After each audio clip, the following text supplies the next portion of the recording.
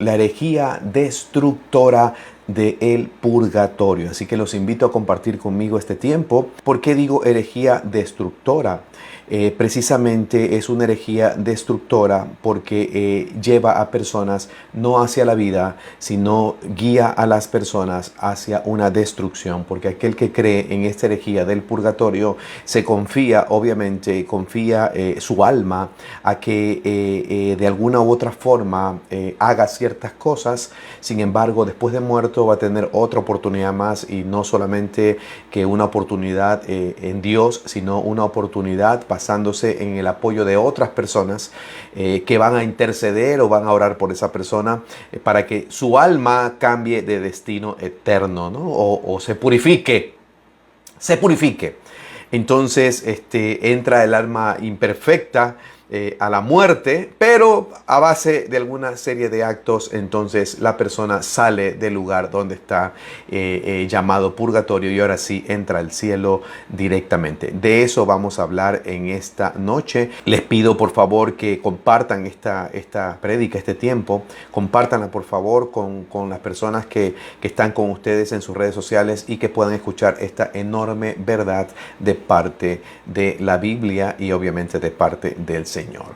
Otra vez el título: la herejía destructora del purgatorio. ¿Por qué es una herejía destructora? La palabra ya nos profetizó en el Nuevo Testamento de que en este tiempo se predicará herejías destructoras. ¿Por qué destructora? Porque esto pone en una trampa el alma de muchas personas que creen el purgatorio y finalmente hasta se confían de la vida y de lo que hacen, o dicen tengo pecados veniales, entre comillas, porque todos son pecados. Ninguno es mejor que el otro, todos son pecados, ninguno es menor tampoco que otro. Todos son pecados, y pecado es pecado ante los ojos de Dios. Así que hasta eso dicen, ¿no? Que hay ciertos pecados veniales. Definitivamente este es un tema realmente serio donde el alma de las personas está en juego. Así que es una herejía destructora. La herejía destructora del purgatorio. Avancemos directamente a la palabra. Según la Enciclopedia Católica, el purgatorio es un lugar o condición temporal de castigo para aquellos que, dejando esta vida en la gracia de Dios, no se encuentran enteramente libres de pecados veniales. Imagínense. Dice, o no han pagado totalmente a satisfacción sus transgresiones. Eso dice la enciclopedia, por si acaso. No lo digo yo. Para resumir, en la teología romana, el purgatorio es un lugar donde va el alma después de la muerte. ¿Para qué? Para purificarse de pecados que no han sido totalmente pagados durante la vida. Así es. ¿Cómo se purifican entonces y cómo se liberan? ¿De qué forma se purifican estas almas? Se purifican entre comillas. Una de las formas más eficaces, según ellos, de liberar a un alma del purgatorio es que se celebre una misa por ella, una misa por esa alma. Y obviamente que esta misa tiene un precio, ya ven por dónde va el tema también. Y obviamente tiene un precio, entonces hay que hacer una misa para sacar esa alma del purgatorio, vaya al cielo. Otra forma de liberar las almas es celebrando la Eucaristía. Algo que ya sabemos que Jesús no instituyó, es otra herejía, y en un momento también vamos a hablar de la herejía de la Eucaristía. Pero bueno, la religión romana cree que las almas del purgatorio también se purifican con la Eucaristía. Es decir, reciben una remisión completa del pecado y del castigo y van al cielo. Incluso también salen del purgatorio a punta de rezos poderosos, entre comillas, que ya están redactados. Estos rezos repetitivos ya están redactados. Solo debes repetirlo y listo. El alma entra derechito al cielo. ¡Qué barbaridad! ¡Qué barbaridad! ¿Qué les parece? Esta es la doctrina del purgatorio. ¿Está de acuerdo? Esta doctrina está alineada a el fundamento de los apóstoles y los profetas, al fundamento de la palabra. Absolutamente no, de ninguna manera. Es una terrible herejía antibíblica. Lamentablemente es así. Así que para todos aquellos que realmente quieren salvarse en Jesucristo, esta palabra es para ustedes. Y para aquellos que quieren enseñarle a algún familiar que está pasando por esta ceguera espiritual y que cree esta mentira terrible del diablo, este tiempo es para ustedes, para que puedan abrir sus ojos y abrir los ojos de otras personas, predicándoles la verdad de la palabra del Señor. ¿Esto está en la Biblia? No, por ningún lado. El purgatorio no existe en ninguna parte de la Biblia.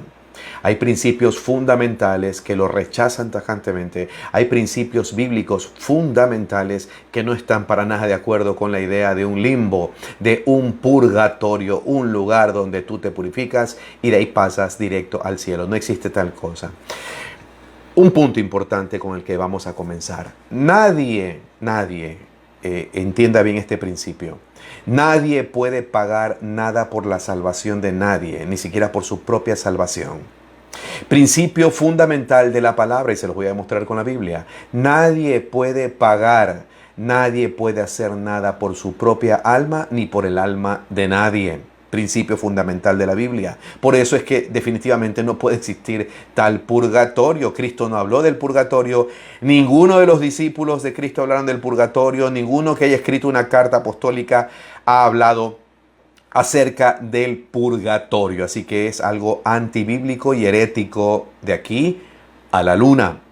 Entonces, nadie puede pagar algo por su salvación. Principio fundamental de la Biblia. Lo primero que debemos aclarar es que nadie haga lo que haga, por más que se mate haciendo sacrificios. Nadie podrá jamás pagar ni por su salvación ni por la salvación de otro.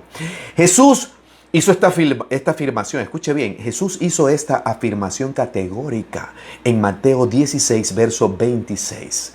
Jesús dijo, ¿qué dará un hombre a cambio de su alma? ¿Qué dará un hombre a cambio de su alma? Obviamente que la respuesta es, no puede dar nada a cambio de su alma. Y vamos a ver el contexto bíblico de esta afirmación de Cristo. Pero Cristo dijo, y estaba hablando obviamente, que aquel que gana el mundo pero pierde su alma. Pero ¿qué puede dar el hombre a cambio de su alma? La respuesta es, nada puede dar a cambio de su alma. No puede comprar su alma. Nadie puede comprar el alma de nadie y nadie puede ayudarle a nadie a que su alma sea salva. Nadie puede hacer nada para que un alma salga de una condición de pecado si es que murió en pecado. No puede nadie dar nada a cambio del alma de nadie, ni siquiera por su propia alma. Y no puede hacer absolutamente nada a cambio de su alma ni del alma de nadie. Principio fundamental del reino de Dios. Lo creas o no lo creas. Eso es lo de menos. Pero no hay nada que puedas hacer para salvarte. Nada que tú ni nadie puedan hacer para salvarte y menos para salvar a otros, si ni siquiera tú te puedes salvar por tu propia cuenta, porque no hay nadie que se pueda salvar. La salvación es por fe. La salvación no es por obras y no es por nada que nadie pueda hacer y menos podrá hacer nada para nadie. No puede salvar el alma de nadie que ya ha muerto. ¿De dónde sacó Jesús este principio o por qué Jesús dijo esto? ¿Qué dará el hombre a cambio de su alma? ¿De dónde sacó el Señor cuando dijo que no hay nadie que pueda hacer nada para ganar su alma o salvar su alma? Vámonos al Salmo 49. Como siempre digo, tengan su Biblia a la mano, tengan internet a la mano para que puedan ver de dónde estoy sacando todo lo que estoy sacando. Salmo 49, versos 7 y 8. Dice así este salmo: nadie puede en manera alguna redimir a su hermano. Redimir es pagar un precio por su hermano. Nadie puede redimir ni pagar un precio por nadie. No hay forma de que tú, ni dando todo el dinero del mundo, porque aquí el contexto de este pasaje de Salmos es que hay gente rica que se confía en sus riquezas y cree que a lo mejor puede pagar algo o hacer algo para su alma, pero no puede hacer nada para salvar su alma. Entonces hay una afirmación contundente en el Salmo 49 que dice: nadie puede en manera alguna redimir a su hermano. Y ahí viene el complemento y la perfección de la palabra, que es tan maravillosa, que dice, ni dar a Dios rescate por él. No puede hacer nada. No, que sí, que yo hago rezos, que yo hago misas, yo hago eso. No, no hay nada que puedas hacer. No hay nada que tú puedas hacer, y peor si ya falleció y su alma ya está en un destino eterno ya señalado conforme a sus propias obras en esta vida. Dice, ni puede dar a Dios rescate por él, porque la redención de su alma es muy costosa. Escucha bien esta parte, porque estamos hablando del tema de que nadie en ninguna manera puede redimir a su hermano. Nadie puede dar a Dios rescate por nadie, por su hermano en este caso, o por nadie, porque la redención, la salvación, el rescate de su alma es muy costosa. Y dice aquí, sentencia por si acaso, para que no deje duda para nadie, dice, y debe abandonar el intento para siempre. Debe dejar la idea de que puede pagar algo o hacer algo para poder redimir el alma de su hermano. Repito, porque la redención de su alma es muy costosa, y debe abandonar el intento para siempre.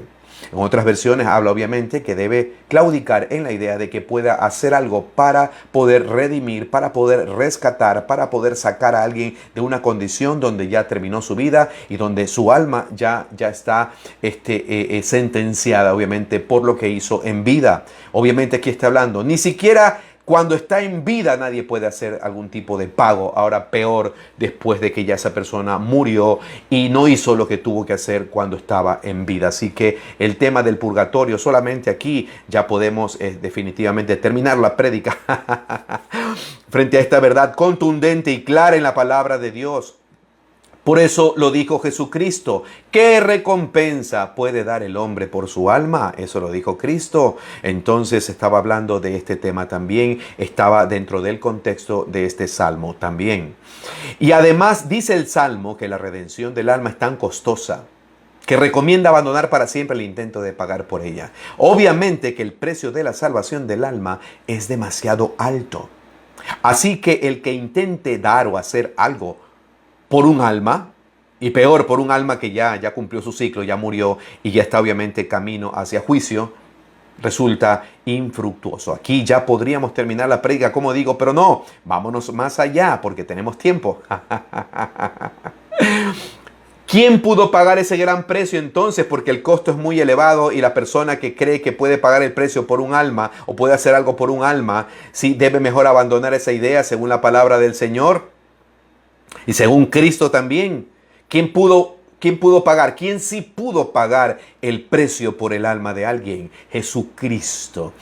Cristo y nadie más. Nadie más lo podrá hacer y nadie más lo pudo hacer y nadie más lo puede hacer en este tiempo. Hagas lo que hagas, tú no puedes hacer nada por el alma que ya está en un camino hacia una condena eterna o en un camino hacia el juicio de Dios, donde va a determinar si realmente obedeció a Dios en vida en el nombre de Jesucristo. Primera de Pedro, capítulo 1, versos 18 al 19, dice así. ¿Quién pagó entonces el precio por nuestras almas? ¿Quién es el que ha redimido nuestras almas? Obviamente eso es materia de primer grado de cristianismo. Cristo, Cristo, Cristo, Cristo, Cristo, Cristo, Cristo.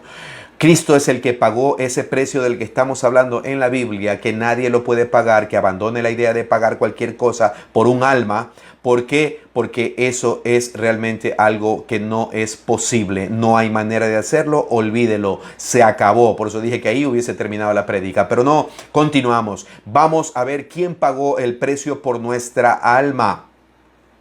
Primera de Pedro 1, versos 18 y 19, dice así el apóstol Pedro.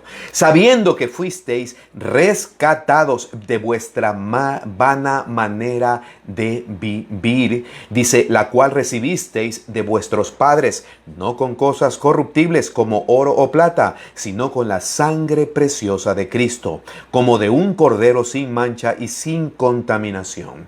¿Quién compró nuestras almas? ¿Quién nos rescató? ¿Y por medio de qué fue fue rescatada por medio de la sangre preciosa de Cristo, como de un cordero sin mancha. Él nos redimió, Él nos compró, Él nos tiene ahora en sus manos y solamente Él puede hacer algo por el rescate de nuestras almas. Primera de Corintios, capítulo 6, verso 20, dice así: pues por precio habéis sido comprados. ¿Por precio de qué? De sangre, ya lo sabemos. Hemos sido comprados, nuestra alma ha sido comprada. No es que le vendimos el alma a Dios, no, Él la compró. Colosenses 1, verso 12 al 14. Colosenses 1, versos 12 al 14, dice así: con gozo dando gracias al Padre que nos hizo aptos para participar de la herencia de los santos en luz, el cual nos ha librado de la potestad de las tinieblas y trasladado al reino de su amado Hijo, en quien tenemos redención, nos ha comprado, el perdón de pecados. Redención por su sangre, el perdón de pecados. Eso es en vida, en vida, en vida, en vida. No después de que la persona ha muerto. Ya no se puede hacer absolutamente nada. Lo que hizo, lo hizo. La palabra de Dios también dice que el fin del discurso, dijo el predicador, no sé si está, creo que está en Eclesiastés al final o en Proverbios, pero independientemente de eso, a lo mejor usted se ha escuchado ese pasaje, dice que el fin del discurso de todo hombre es teme a Dios y apártate del mal, porque Dios traerá toda obra a juicio, sea esta buena o mala. Ese es el fin del discurso. Teme a Dios y apártate del mal. No es que alguien va a hacer algo por ti, no. Tú no vas a llevar el pecado de nadie. Solo Cristo llevó todos nuestros pecados. Pero nadie va a llevar el pecado de nadie, sino que dice también la palabra que cada uno rendirá cuentas a Dios directamente. Nadie puede hacer nada por nadie. En Cristo tenemos redención por su sangre y en Cristo tenemos el perdón del pecado. Cristo y solo Cristo pudo pagar este precio del que estamos hablando acá en el Salmo, que estamos viendo de que no hay forma de pagar precio por el rescate de ninguna alma. Así que debemos desistir de esa idea, desistir de la idea del purgatorio. Mucho cuidado con esta trampa herética terrible. Es una realmente abominación ante los ojos de Dios pensar que alguno pueda tener cierto poder o cierta potestad para interceder por un muerto. Eso ya no va más. Igual tenemos más palabras todavía porque estamos por ahí avanzando. El único que sí pudo pagar por nuestra alma fue Cristo, y enseña la Biblia que lo hizo una sola vez y para siempre. Por tanto, no hay rezos, no hay misas paganas, no hay ofrendas, no hay limosnas, no hay sacrificios, ni nada que nadie pueda hacer por el alma de nadie para sacarlo de ningún lugar inventado por la religión. Ahora vámonos a otro principio, queridos amigos y hermanos, que afirma que luego de la muerte solo queda el juicio de Dios. No hay un purgatorio, no hay un lugar para limpieza, no. O moriste limpio o moriste sucio. No hay dos formas, no hay otra forma más de morir, no hay una tercera manera. No, es que tuve pecados veniales, entonces morí medio sucio, ¿no? Un poco sucio nada más. Poquito, porque más o menos mis pecados no fueron tan graves. No. Pecado es pecado ante los ojos de Dios. El alma que pecare, esa morirá, dijo el Señor. No dice el alma que pecare poquito, más o menos, con ciertos pecados, obviamente esos no van a morir. No. Toda alma que peque de cualquier manera va a morir. No es venial que te robes un centavo frente a robarte $1.000.000. Es lo mismo, robo es robo. El robo está arraigado en el corazón del hombre y es pecado. Aquí y en la China, aquí y en todo el cielo. Así que no es que hay cosas veniales, hay ciertas cosas que se les va a perdonar porque ciertas cosas. Entonces, ¿qué evangelio es ese? Es un evangelio totalmente distinto. Dice la palabra que los que tenemos a Dios no pecamos porque tenemos el Espíritu Santo. Entonces no peca.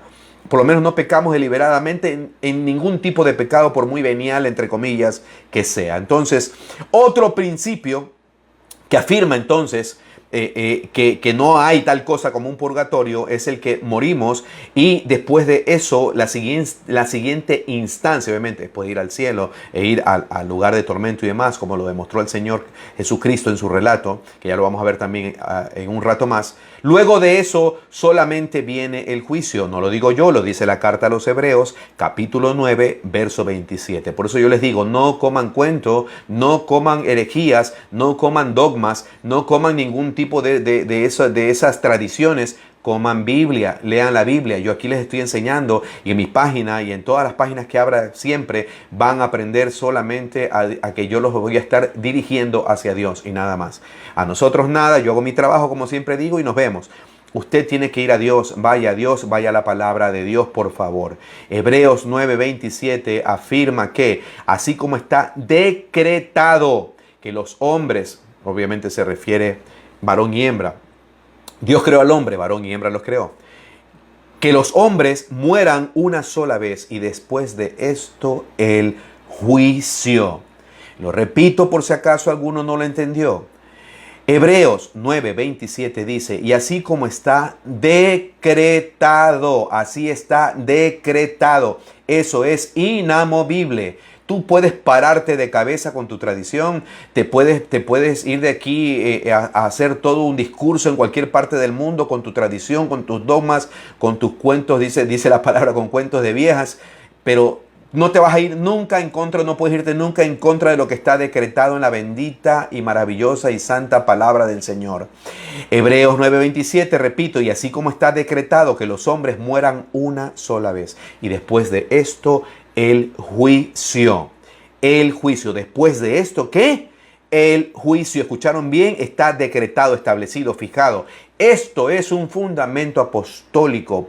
Un fundamento inamovible, innegociable, y nadie, por muy papa inventado por la religión romana, podrá cambiar el fundamento de la palabra del Señor. Bendita sea la palabra del Señor, que la tenemos en nuestras vidas, que afirma que el hombre, varón o hembra, muere una sola vez y que pasa luego, según el orden de Dios, viene el juicio. Eso sí está establecido en la palabra de Dios, repito, y no esas fantasías, ¿sí? Que hablan cosas de que haces lo que te da la gana mientras sean pecados veniales, entonces viene, te mueres en pecado y mueres en pecado y sin arrepentimiento ni nada, y qué bueno, otra cosa es un accidente, qué sé yo, y algo, y Dios conoce todo.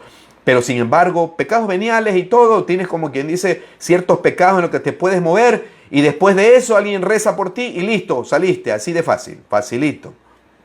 O sea que vives una vida mediocre según tú, pues, ¿no? Y que eso le agrada a Dios y que de ahí obviamente muérete nomás tranquilo porque mientras sean veniales o qué sé yo, vas a salir finalmente. Qué cosa tan triste, qué manera de pensar, qué teología tan básica, tan barata, por decirlo de una forma, y tan triste. Yo lo lamento mucho porque hay mucha gente que cree en estas cosas y obviamente es algo extremadamente lamentable.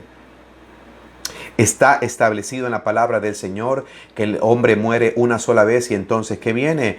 El juicio. Eso sí está establecido en la palabra de Dios y no esas fantasías, repito, donde hacen lo que les da la gana con el cuento de que son pecados veniales y entonces van a un lugar de espera y de allá lo sacan a punto de rezos. Eso no existe en la palabra, queridos amigos y hermanos. Eso no enseña la bendita palabra de Dios. Y como la Biblia no se contradice, entonces la religión romana saca un supuesto purgatorio, por ahí entiendo, creo que es de Macabeos, que es un libro no inspirado, por eso se llama apócrifo, que significa no inspirado por Dios.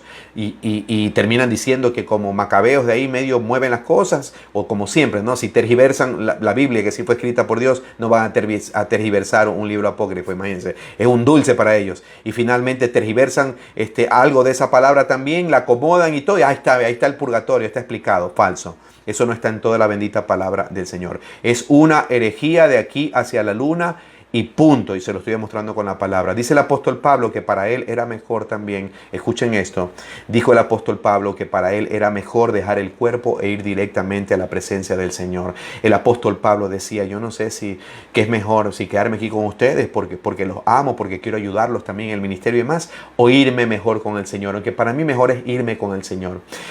Quisiera estar ausente del cuerpo y estar presente en el Señor. Para él no había términos medios tampoco, ni purgatorio, ni nada.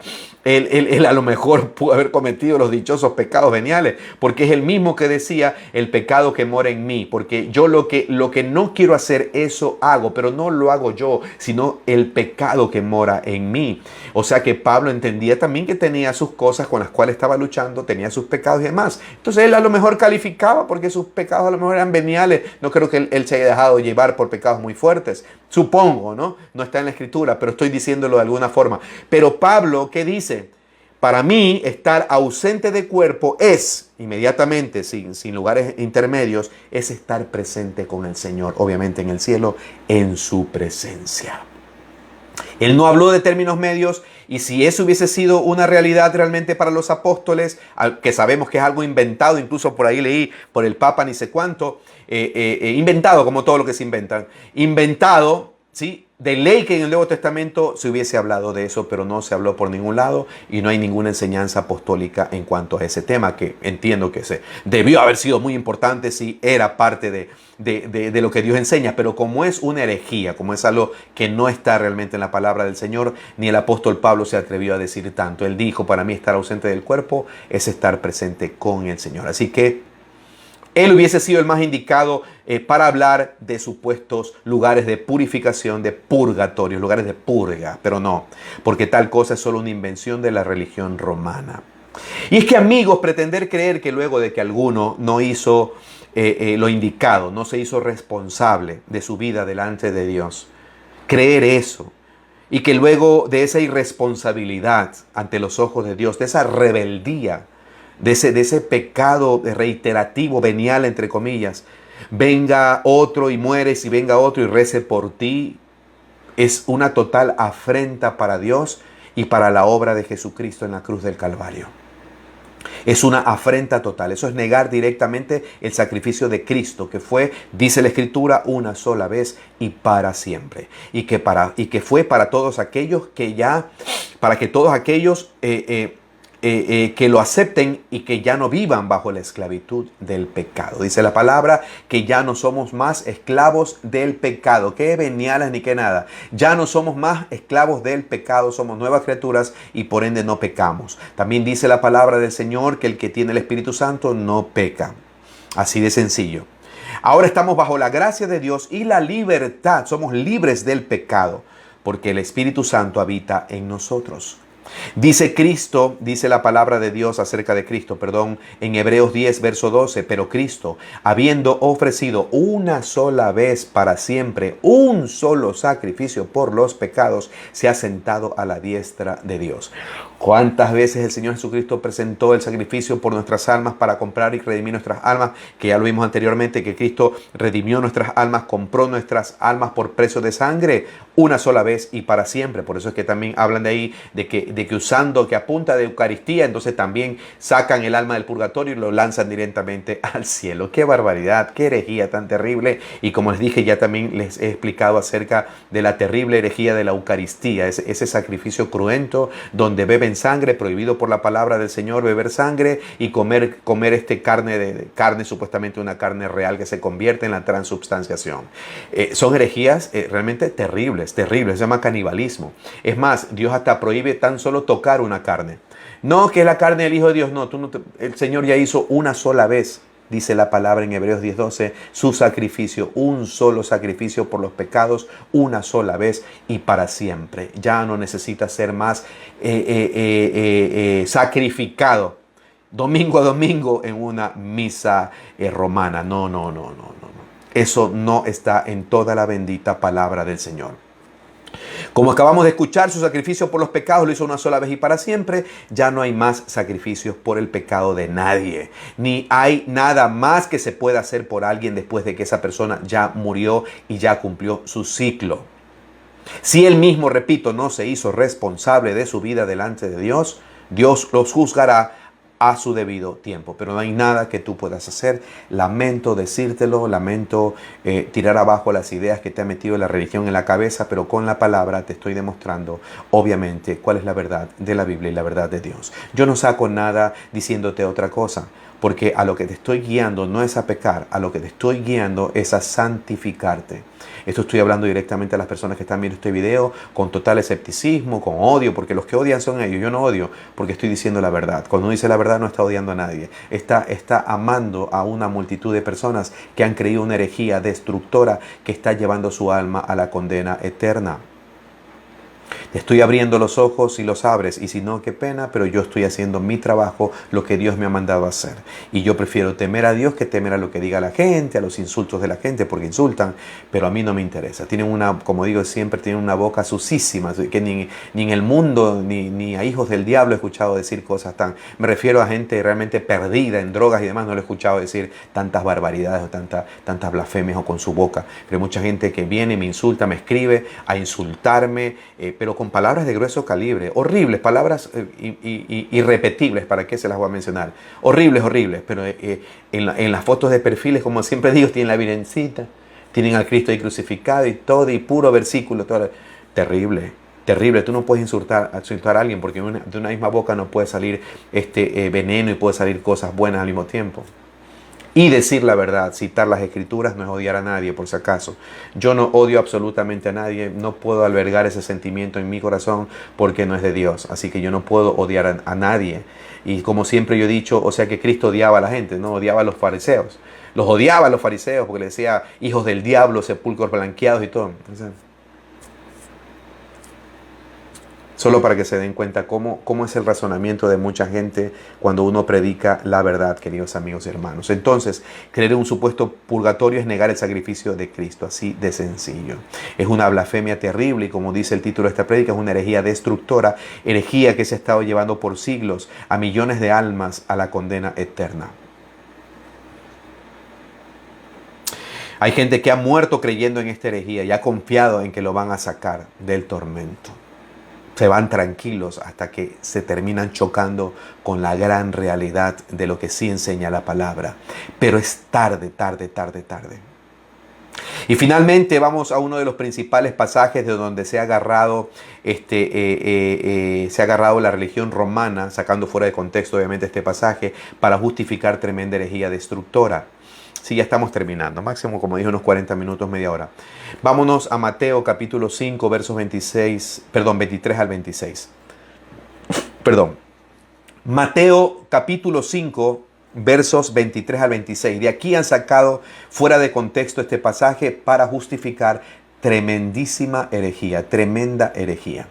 Repito, Mateo 5, versos 23 al 26, para que usted tenga argumentos también para poder guiar a su familia hacia la palabra, hacia la verdad de Dios. Por tanto, aquí está hablando Jesucristo.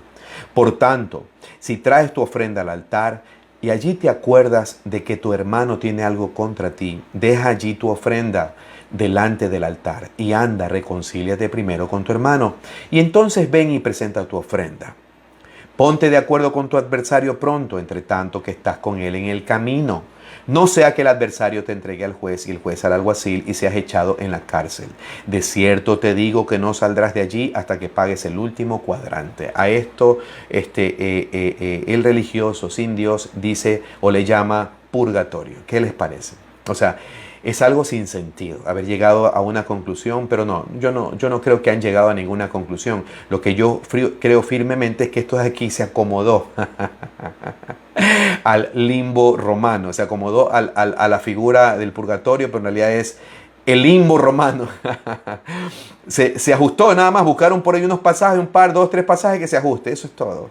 Cuando la gente quiere justificar su pecado, o quiere justificar, una herejía, bueno, también la herejía es un pecado, ser hereje, como son obviamente en la religión romana, herejes.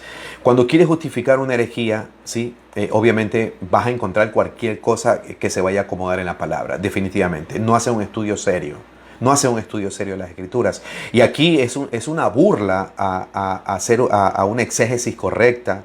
Es una burla a hacer realmente un desglose de esta palabra. Es una burla, porque han cogido esto, pero de la forma más absurda. Lo han cogido por el lado más absurdo, sin sentido, y es lamentable. Es tristemente lamentable. Yo lo siento mucho. Espero que mucha gente de la región romana me esté escuchando y entienda la verdad y el contexto de este pasaje. No está hablando de ningún purgatorio. La Biblia no te enseña el purgatorio. No hay ningún limbo, no hay ningún lugar de purificación. No existe tal cosa.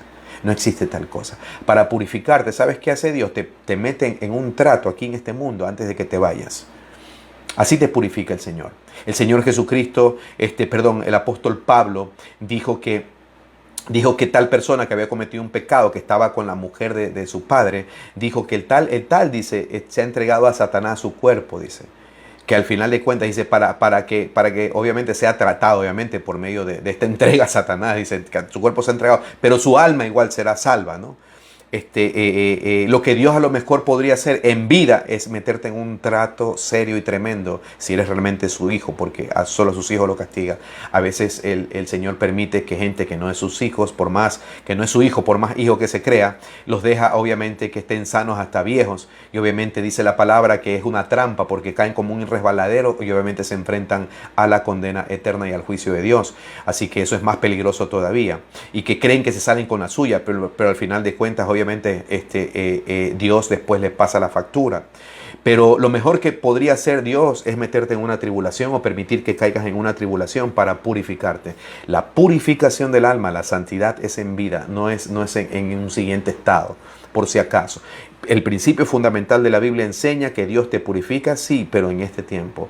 Dice la palabra que Dios a muchos en algún momento permite que caigan, unos para vergüenza y otros para purificación, para arrepentimiento, para poder santificarse. Eso sí hace el Señor en toda su bendita palabra. Eso es lo que ha hecho el Señor siempre, pero en toda la Biblia nunca vas a encontrar a gente en un lugar intermedio, nunca purificándose ya después que ha muerto. No existe tal cosa. Es una falta grave haber sacado este pasaje totalmente fuera de contexto para justificar esta tremenda, terrible herejía destructora, algo que ya fue profetizado en el Antiguo Testamento.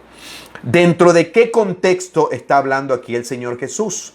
¿Cuál es el contexto dentro de lo que está hablando realmente el Señor Jesús? Está hablando acerca de la ira contra un hermano. No está hablando de nada más, nada más. Está hablando acerca de la ira que alguno pueda tener o la enemistad que alguno pueda tener contra un hermano. Aquí en la tierra está hablando Cristo de seres vivos, vivitos. Y no está hablando de ninguna manera acerca de un lugar en el más allá. Este es el peor ejemplo de un texto sacado totalmente de contexto para justificar una herejía terrible, abominable y destructora como esta. Lamentablemente esto ha sucedido en cuanto a este tema del dichoso purgatorio. Entonces está hablando dentro del contexto de qué, de la ira contra un hermano, de la enemistad con un hermano, el odio hacia un hermano, y no está hablando de ninguna manera acerca de un lugar en el más allá, por si acaso. Incluso los versículos anteriores habla de lo mismo. Jesús antes de esto habló de las bienaventuranzas. En los versos anteriores, en los capítulos anteriores, habla de la bienaventuranza y viene dando diferentes discursos. Y luego de este discurso también viene un pasaje también donde sigue hablando de temas relacionados con la convivencia entre hermanos. Ese sí es el contexto de todo el pasaje. Es más, el que quiera justificar o quiera utilizar este pasaje luego fuera de contexto está en una trampa total, está totalmente perdido. Porque ni siquiera es que tal citando esto de forma aislada. Él viene hablando de puros principios fundamentales de convivencia. En medio aparece el tema de no tener ira o no estar airado o no tener rencor contra un hermano. De eso sí está hablando. Dice, si traes tu ofrenda, esto no está hablando de una gente muerta, el muerto no trae ofrenda, o el que ya murió no tiene ninguna ofrenda, o nadie que está vivo le va a dar una ofrenda a ningún muerto, y nada de eso está hablando en ningún momento de gente muerta. Dice, si traes tu ofrenda, repito, no está hablando de almas ni de gente muerta, y dice, y allí te acuerdas de que tu hermano tiene algo contra ti, tampoco está hablando o refiriéndose a gente muerta.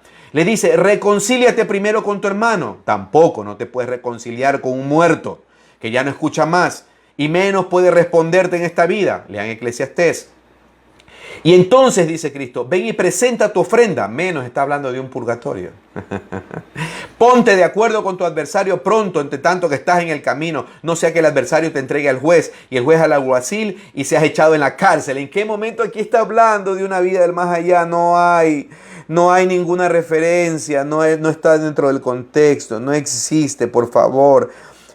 Dios, ten misericordia de estas personas, Señor, te lo ruego en el nombre de Jesucristo. No está hablando de ningún purgatorio. Pobre este señor que enseña por ahí, el hereje, al que siempre me toca a veces confrontarlo con la palabra y los videos. Qué pena, qué ceguera tan grave, qué ceguera tan grave. En ninguna parte está hablando de gente muerta, está hablando de gente viva y de convivencia entre hermanos. En ningún momento se refiere a gente muerta, ni antes ni después. Y por eso termina diciendo, de cierto te digo, que no saldrás de allí hasta que pagues el último cuadrante. ¿De dónde? De un lugar donde hay falta de perdón, donde la ira ha tomado el corazón de un hermano a tal punto incluso de querer presentar una ofrenda a Dios, tratando de tapar que a lo mejor con esa ofrenda la discordia que tiene entre hermanos. Dice la palabra de Dios que el Señor abomina al que siembra discordia entre hermanos, y peor, va a abominar la discordia entre hermanos. Jesucristo está hablando de la ira entre hermanos y la discordia entre hermanos. Y aquí habla del último cuadrante, que no saldrás de ahí por acá hasta que no te hayas reconciliado con tu hermano, no saldrás de ahí. ¿Por qué? Aquí cuando habla de que sí, que lo entrega al juez y demás, está hablando de la oración, porque el hermano no quiere reconciliarse con ese hermano. De eso se está hablando en este pasaje, de ninguna otra cosa más. Jesús todo el tiempo habló de gente viva y no de lo que pasa con la gente después de que muere. Por favor. También recuerden lo que enseñó Jesús acerca de lo que pasó luego de que el rico y Lázaro murieron. Jesús enseñó categóricamente que nadie puede hacer nada por nadie que ya murió. Nadie. Y tampoco hay algún tipo de comunicación o algo que se pueda hacer. Ni de ninguna manera no hay forma de que alguien externo pueda venir a hacer algo por alguien, porque le pide, ya vamos a ver la palabra. Lucas 16, versos 23 al 31 dice, y en el Hades, dice, alzó sus ojos, aquí está hablando Cristo, estando en tormentos, y vio de lejos a Abraham y a Lázaro en su seno. Lázaro era la persona pobre. Entonces él, dando voces, dijo, Padre Abraham, ten misericordia de mí y envía a Lázaro para que moje la punta de su dedo en agua y refresque mi lengua, porque estoy atormentado en esta llama. Él ya estaba ahí directamente. No había ningún tipo de lugar intermedio. Pero bueno, pero Abraham le dijo, hasta le dice Padre Abraham, imagínense en lo que él confiaba. O sea, había muerto totalmente engañado. Creía que Abraham era su padre, como muchos que se creen hijos de Dios y que en realidad no son hijos de Dios, a lo que yo hablo también en las prédicas, pero sin embargo no creen, no quieren creer. A menos que aceptes a Cristo y cambies tu vida para siempre, no puedes ser hijo de Dios, porque está establecido que solo aquellos que reciben a Cristo en su corazón, que se arrepienten de sus pecados, que comienzan una nueva vida, que tienen una conversión aparatosa, seria, extraordinaria, asombrosa, milagrosa, esos realmente son los hijos o las hijas de Dios. Abraham le dijo a este hombre, hijo, acuérdate que recibiste tus bienes en tu vida y Lázaro también males, pero ahora este es consolado aquí y tú atormentado. Ya había llegado directamente, no había lugares intermedios, no había nada, ni siquiera había un lugar intermedio para Lázaro, imagínense. Además de todo esto, una gran cima, dice, está puesta entre nosotros y vosotros, de manera que los que quisieran pasar de aquí a vosotros no pueden, ni de allá pasar acá. ¿Qué enseñó Jesús por medio de esta ilustración? Primero, el destino inmediato después de la muerte de una persona, en este caso de un justo, en el caso de Lázaro, y bueno, y la muerte del otro. El destino inmediato no es un tal purgatorio, como en este caso que estamos leyendo, en el caso de Abraham, que vendría a ser el paraíso, no el seno de Abraham, perdón, que vendría a ser el paraíso. Curiosamente, Jesús le prometió lo mismo al criminal de la cruz. ¿Recuerdan al criminal de la cruz, el que estaba crucificado al lado de Cristo? ¿Qué le dijo Jesús? De cierto te digo que hoy mismo estarás conmigo, ¿dónde? En el purgatorio. Ahí nos veremos y ahí yo te voy a sacar, yo voy a orar por ti. No. Estarás conmigo hoy mismo, ¿dónde? En el paraíso. Hasta ese entonces, cuando tuvo la narrativa el Señor Jesucristo, hasta ese momento la gente no iba directamente a la presencia del Señor. La gente iba al paraíso, conocido también como el seno de Abraham. Así que le dijo, hoy mismo estarás conmigo en el purgatorio, no, sino que le dijo en el paraíso. Así que no hay lugares intermedios. También en este relato Jesús enseñó que no hay forma de pasar del Hades al cielo, obviamente. Jesús dijo, ni siquiera puedes que alguien de afuera haga algo por nadie. No hay forma de comunicarse, en resumen, ¿no? Y no hay forma de... En lo que realmente aquí está enseñando, que no hay forma de cambiar tal condición. Así de sencillo. No hay forma de cambiar tal condición. Ya que ese es el centro de lo que aquí está enseñando Jesucristo. No hay forma de cambiar tal condición.